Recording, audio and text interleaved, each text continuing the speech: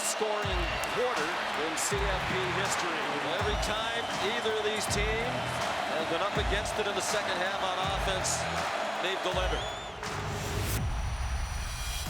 And off it goes! The magic continues for TCU.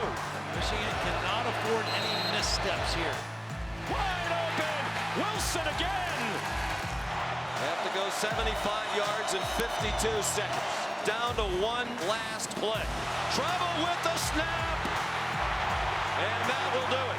They march on to the championship game.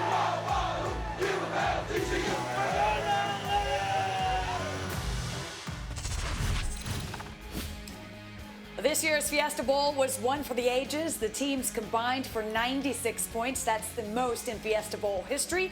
44 of the 96 came in the third quarter, which was the most in any quarter in college football playoff history. The teams combined for the third most yards in the history of the Fiesta Bowl.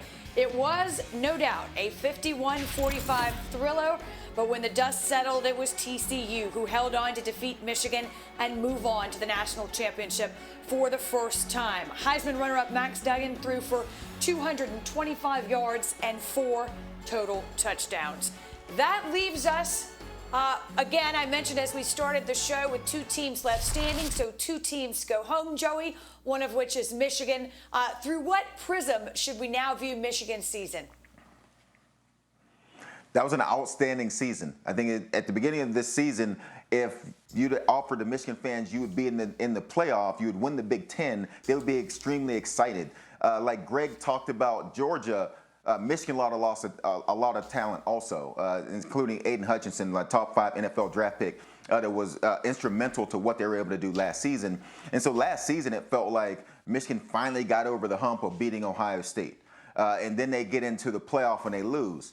Well, this season, nobody expected them to do it again, come to Columbus and beat Ohio State, and then win the Big Ten, get into the playoff, and really look like a team that belonged there, a team that believed they would get there. And so if I'm a Michigan fan, or if I'm anyone looking at college football, I would think this is another outstanding season by Coach Harbaugh and what his team was able to accomplish.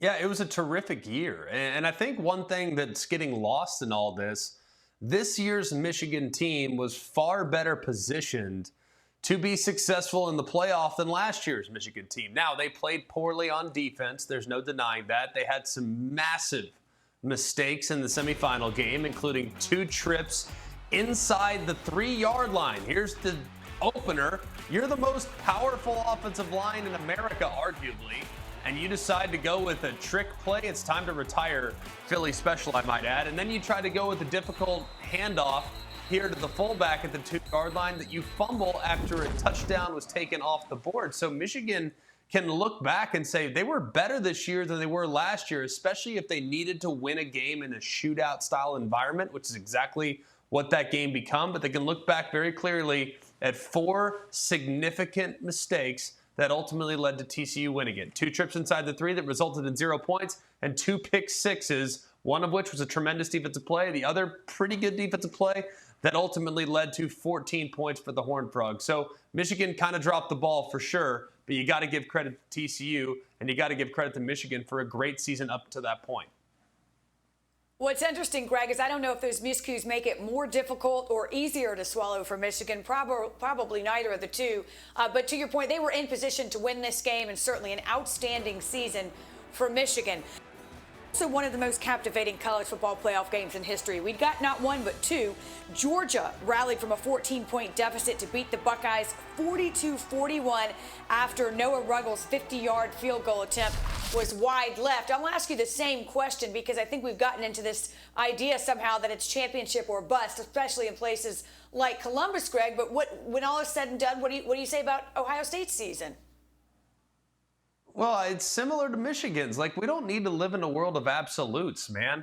They got to the playoff. They're one of only 4 teams that got to the playoff. They lost 2 games. They lost 1 game in particular, which they lost barely and had the lead for 59 minutes in the game, it felt like. So I think Ohio State should be remarkably proud of what it was that they accomplished. Now, ultimately, you're always looking to ways to get better. I mean, did they drop the ball, I think, in a 2-minute situation when they got to the 30-yard line? Yes. Did they make mistakes along the way? For sure. Was it disappointing to see their performance against Michigan in the final game of the regular season? Absolutely. So, yes, they fell short of expectations, but Joey, to define their season as a disappointment or to say that they, quote, choked, that's going way too far in my eyes when looking at just how far they got and how many teams would have given their right arm to be in that position.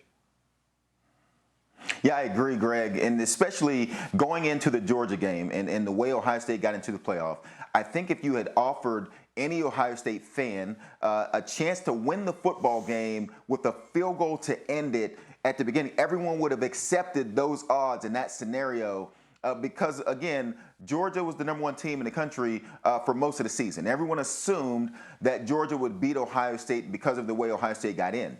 And so they play a terrific game, probably a better game than they played all season long, especially coming off of the game they played against Michigan. I don't know that anybody thought that they would lead most of the game and have a chance to win it in the end. And so when you look at the final result, that is a terrific season and a terrific end in the way they played that game, playing their best game of the season, because honestly, that's all you can ask, to go out there, play your best game, and then see what happened and let the results take care of themselves. And Ohio State did that. They played their best game. Unfortunately for Ohio State, they came up a little short. But again, a very successful season, making it into the playoff.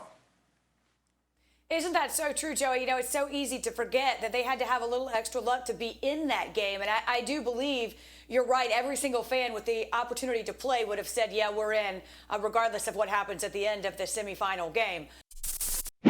Thanks for watching ESPN on YouTube. For live streaming sports and premium content, subscribe to ESPN+.